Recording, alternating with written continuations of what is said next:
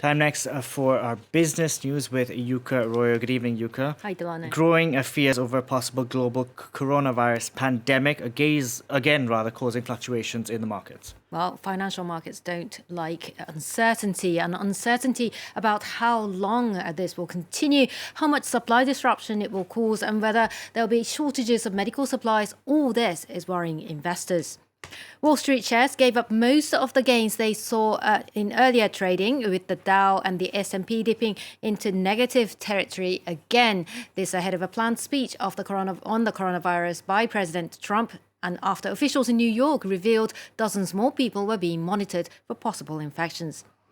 European shares mostly turned positive, though, after a two-day rout. Milan finishing up almost 1.5%, although it's still 8% lower than a week ago.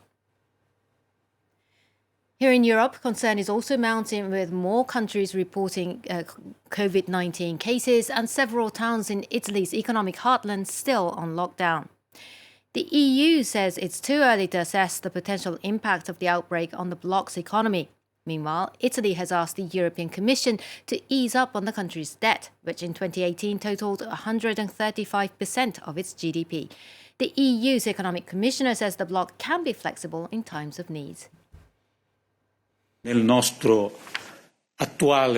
it stands, the EU Stability and Growth Pact has clauses for flexibility that could apply in so-called exceptional circumstances. Therefore, the question will be discussed over the next months, with the affected countries bearing in mind the conditions under which these exceptional provisions can be used. Well, region-wide lockdowns and travel restrictions, as seen in China and Italy, could impact the most important driving force in the current global economy. Earlier today, Michael Hewson, chief analyst at CMC Markets in London, explained to France 24.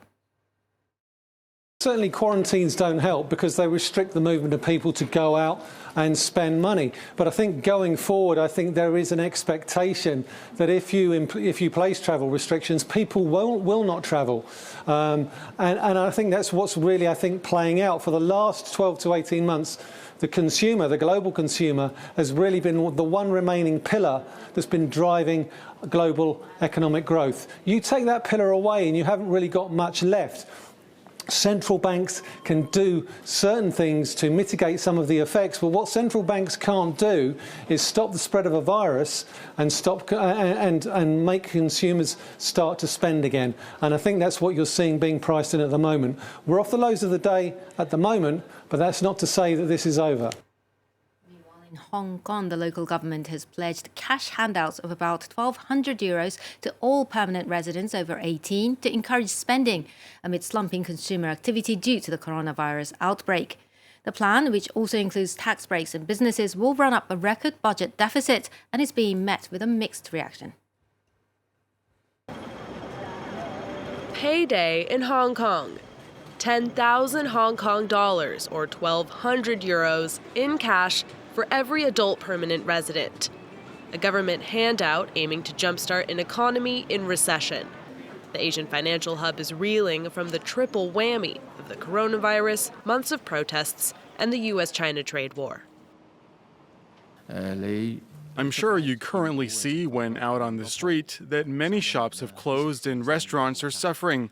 So through the cash payout scheme, our goal is to boost Hong Kong's economy together by increasing consumption amid the virus outbreak. Cash handouts, tax breaks, low-interest business loans, they're all part of a massive €14 billion relief package unveiled in the annual budget. The stimulus will push government coffers into the red by a record €16 billion, representing nearly 5% of GDP, and marking the first budget deficit in 15 years. But some residents are skeptical about the handout. 10,000 Hong Kong dollars doesn't mean much. How long can you last on that? It's more important to fix employment and the economy. Border closure is better than cash handouts. I'm afraid we'll be dead before we can spend it. The Hong Kong government has flagged budget deficits for the next 5 years. But officials say its ample fiscal reserves should see the city through the crisis. That was Claire Rush reporting. French carmaker PSA, owner of Peugeot Citroën, has reported record profits for 2019, defying a slump in global car sales. Higher-end SUV models and cost-cutting measures offset weak demand. The result gives a boost to the group as it pushes ahead with a planned merger with Fiat Chrysler. The carmaker says it will pay a bonus of €4,100 to its employees. It represents 2.5 months' salary for those working on a minimum wage. Here's the company's CEO, Carlos Tavares, speaking earlier. We are sharing this wealth with our employees. Since over the last 6 years, we have multiplied by a factor of 5 the amount of performance and incentive bonuses paid to them. Turning now to a surprise management reshuffle in the Magic Kingdom. Bob Iger has stepped down as chief executive of Disney after 15 years in the role, to be replaced by another Disney veteran, Bob Chapek. Iger remains in the company as executive chairman. Ariel Gunke takes a look. You're an icon. After delaying his retirement 4 times, Walt Disney's Bob Iger finally relinquishes the keys to the Magic Kingdom. Iger, who is expected to retire in 2021, said his decision to step down early would allow him to focus on the creative side of the business.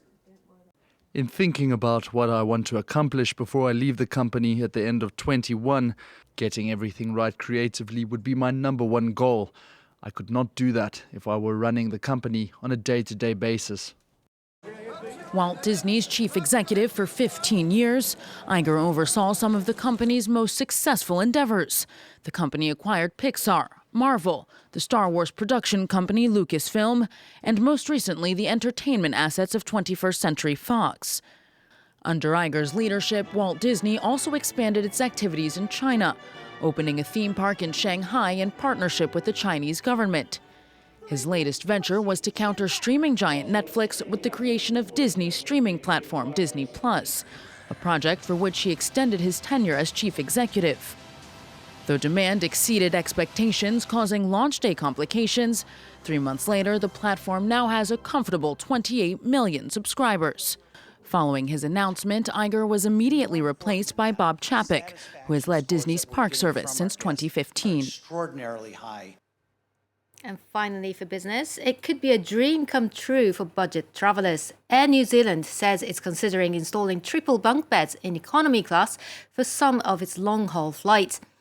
The airline has filed patent and trademark applications for what it's calling the Economy Skynest, a structure that contains 6 sleep pods that are 2 meters long and 58 centimeters wide. The carrier operates some of the world's longest flights, such as the upcoming Auckland-New York service that will take nearly 18 hours one way. The airline needs to get approval from regulators and weigh up the costs before it can install the pods. Just 6 pods? Well, just 6 pods, yeah. It's 6 pods in a row. And it appears that it's not the whole cabin that's going to be converted into beds. But who decides who gets to sleep in them? Apparently you can buy slots. You can pay for like 2 hours, a couple of hours. And what if you oversleep? Someone's going to wake you up? Probably. How rude. I mean, it's a great idea because, I mean, New Zealand is so far away. So far away. And it's a long, I mean, the longest flight I've been on is 14 hours, but... 18 is... You've done 18 hours? No, I haven't, but yeah, I wouldn't like to... Would you pay for that? Yeah, I mean, it depends how much it is. All depends. The devil's in the details. Thank you very much for that, Yuka Roy, there with today's Business News.